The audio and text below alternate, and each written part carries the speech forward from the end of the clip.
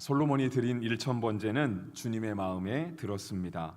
그래서 제가 오늘 설교 제목도 주의 마음에 든지라라고 잡아보았습니다.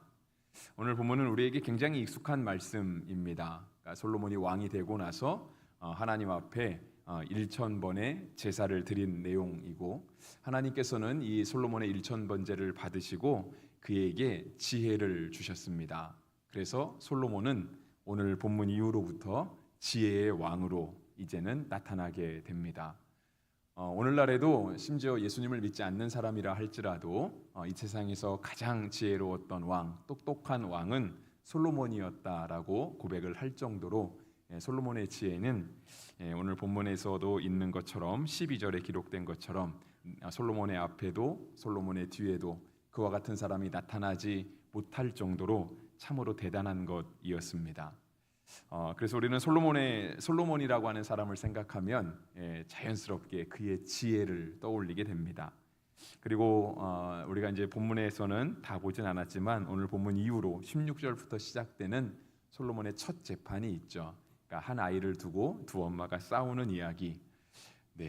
예수님을 믿지 않아도 누구나 알고 있는 솔로몬의 지혜가 드러나는 그러한 재판을 보여주고 있습니다. 솔로몬의 기도가 기브온에서 드린 일천번의 제사였는데요, 그것이 주님의 마음에 들었다라고 성경은 표현하고 있습니다. 솔로몬이 1000번의 제사를 드려서가 아니라, 그러니까 하나님 앞에 그가 놀라운 정성을 보여서가 아니라 그가 이렇게 1000번의 번제를 드리면서 하나님께 구한 기도의 내용이 주님 마음에 들었던 것입니다. 그래서 우리 기독교가 세상과 다른 것은 바로 그것이죠. 우리가 1000번의 제사를 드리던, 아니면 3000번을 하던, 108번을 하던, 1번을 하던, 우리의 기도가 주님 마음에 들어야 합니다. 그러니까 성도가 살아가는 모습이 주님 마음에 들어야 하는 것이지, 우리가 하나님께 지극정성으로 드린 그러한 행위가 하나님 앞에 귀한 것으로 드려지는 것만은 아닙니다. 그래서 중요한 것은 그의 기도가 더 중요했고 그것이 하나님의 마음에 들었다라고 하는 것이죠.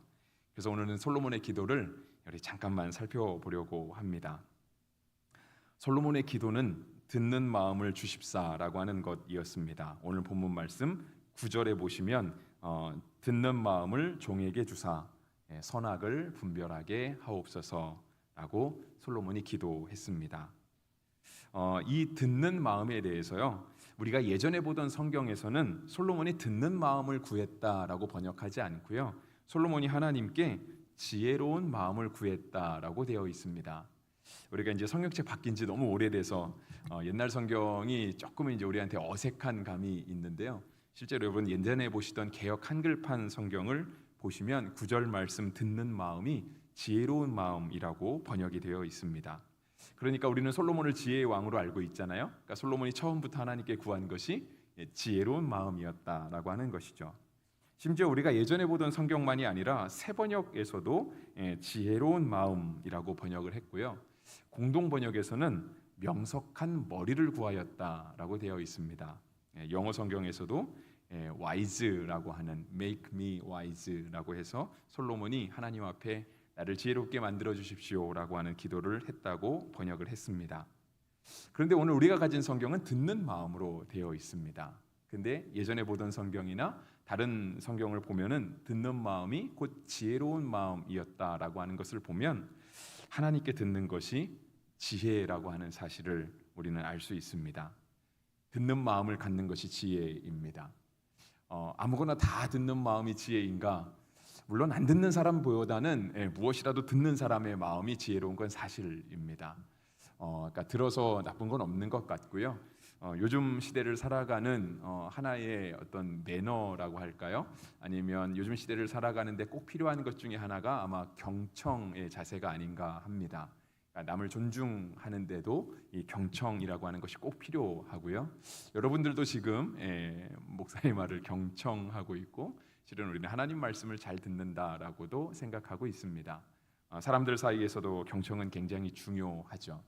그런데 우리가 정말 지혜로운 들음은 바로 하나님께로부터 듣는 것입니다. 우리는 하나님께 들을 수 있어야만 합니다. 우리가 하나님께 듣는 마음이 지혜라는 사실을 생각해 보면 듣지 않으려고 하는 마음은 곧 지혜가 아니다라고 하는 것을 알게 됩니다. 예수님께서도 제자들에게 복음을 설명하실 때 또는 천국에 대한 비밀을 설명하실 때 들을 귀가 있는 자는 들을지어다라고 하시는 말씀을 하셨습니다. 성경을 찾아보면 예수님의 들을 귀 있는 자는 들을지어다라고 하는 말씀이 그렇게 많이 나오지는 않습니다. 근데 그 말들이요 다 예수님께서 제자들을 가르치실 때 또는 천국의 비밀을 설명하실 때 성도의 살아가는 삶과 복음의 진수를 설명하실 때 주님께서는 들을 귀 있는 자는 들을지어다라고 하시는 말씀을 하셨습니다. 그렇기 때문에 듣는 마음은 곧 지혜가 됩니다. 듣지 않는 마음은 교만이라고 할 수 있겠죠. 그러니까 어리석은 마음이자 교만한 마음이 듣지 않는 마음인 것입니다. 우리는 언제 들을 수 있는가? 하나님 앞에 간절한 마음으로 주의 뜻을 구할 때 들을 수 있습니다. 그러니까 솔로몬이 1,000번제를 드렸잖아요. 솔로몬이 1,000번제를 드리면서 분명 그의 마음속에 있는 것은 딱 하나였을 거예요. 하나님이 뭐라도 좀 말씀해 주시면 좋겠다라고 하는 것이었을 것입니다. 왜냐하면 솔로몬은 사실상은 많은 왕이 되기까지 많은 그러한 왕의 후보감들이 있었거든요. 그 중에 한 사람이 솔로몬이었습니다. 그러니까 오늘 우리가 이제 본문에서는 다 찾아볼 수 없지만 실은 이렇게 솔로몬의 형들 중에 굉장히 뛰어난 인물들이 많이 있었습니다. 이제 우리가 사무엘 상에서부터 또 사무엘 하에서부터 볼 수 있는 그러니까 다윗이 등극하면서부터 다윗의 아들들이 성경에 기록되기 시작하잖아요. 우리가 대표적으로 기억하는 다윗의 아들이 있습니다. 압살롬이라고 하는 반역을 일으킨 인물이 있었죠. 압살롬에 대해서 성경은요 굉장히 그의 모습을 대단한 모습이라고 설명을 하고 있습니다. 그것이 사무엘하 14장 25절에 기록이 되어 있습니다. 사무엘하 14장 25절에는요 오늘 위에도 적혀 있지만 머리끝부터 그러니까 정수리에서부터 발끝까지 그는 하나도 흠이 없는 사람이라고 했습니다. 그러니까 솔로몬보다 형이었고요. 솔로몬보다 앞서 있었던 사람, 심지어 그 아버지 다윗을 대적해서 일어나면 다윗의 신하조차도 압살롬을 따라갈 만큼 왕의 제목으로 훌륭한 사람이 바로 압살롬이었습니다. 그런데 그가 왕이 될 때에 정당하지 못한 방법으로 왕위를 찬탈했기 때문에 물론 그의 결말은 아름답지 못했다라고 하는 사실을 우리는 알고 있습니다.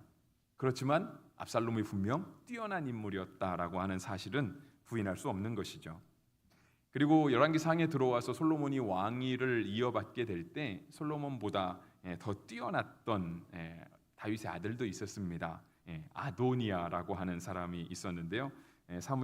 열왕기상 1장 6절에 보시면 또 아도니아를 위와 같이 설명하고 있습니다.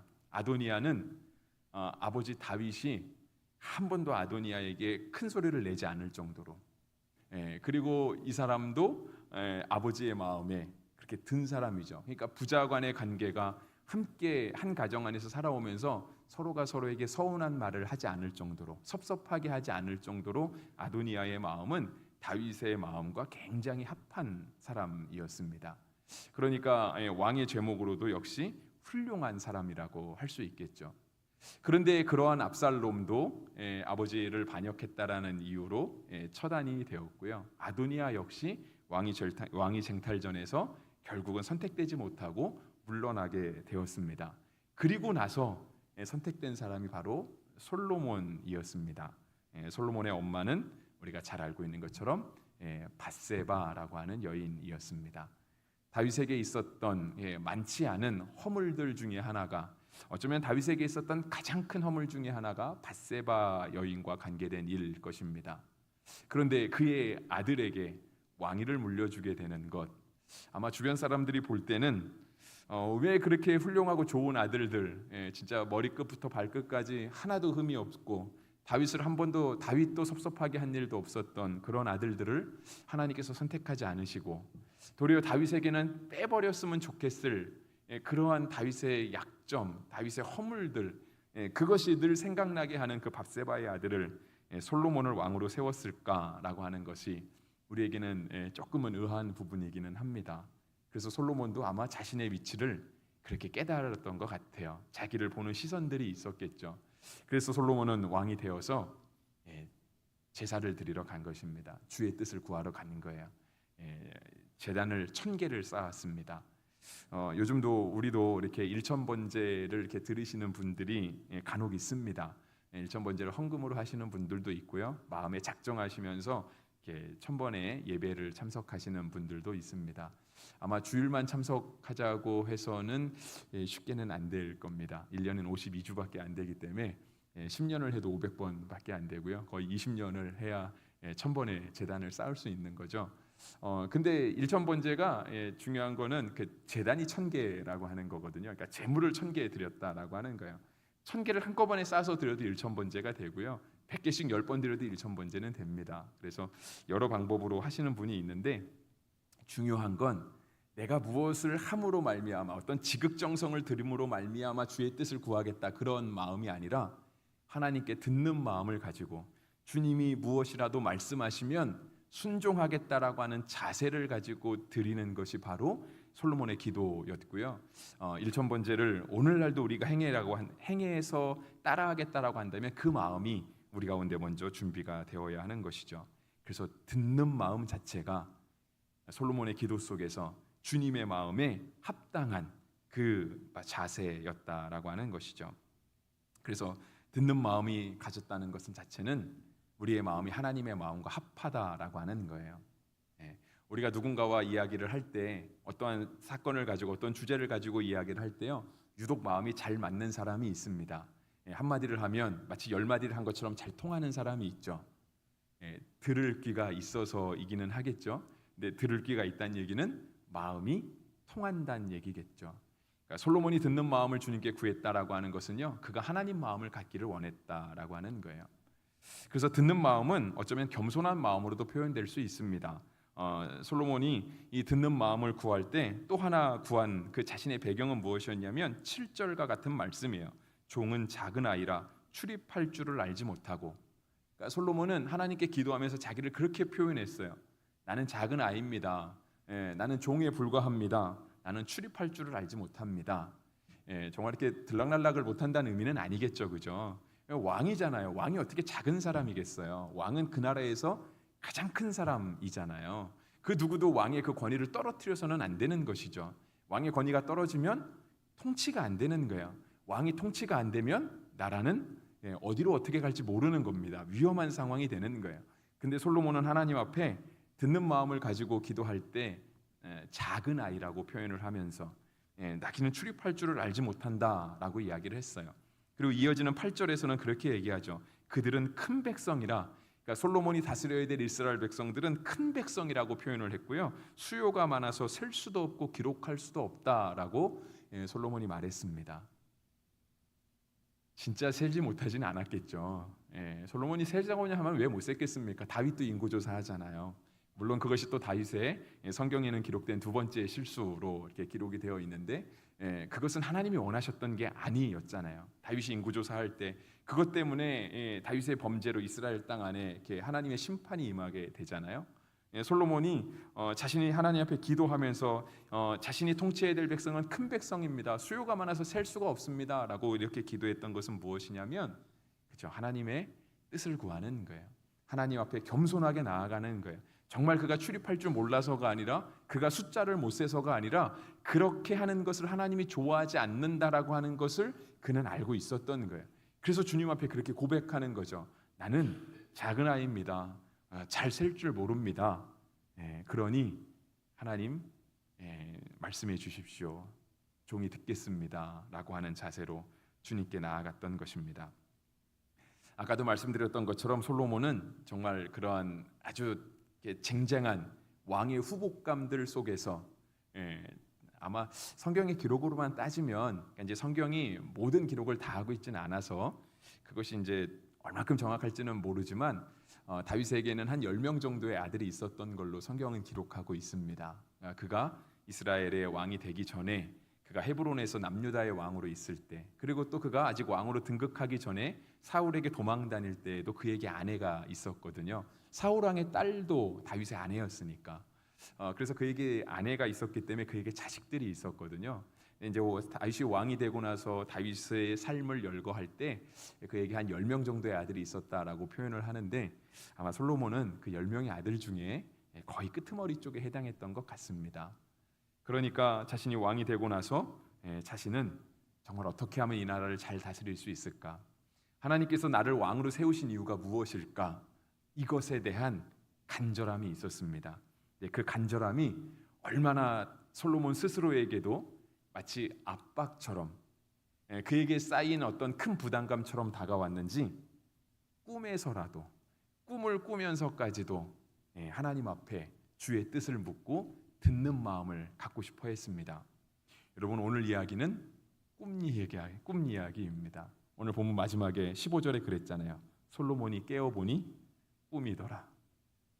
그가 가진 마음이요, 하나님 앞에서 그가 듣는 마음을 가지고 싶었던 이 간절한 마음이 그에게 진짜 간절했던 거예요. 꿈을 꾸면서까지라도 하나님께 듣고 싶었던 마음이 있었던 거였거든요.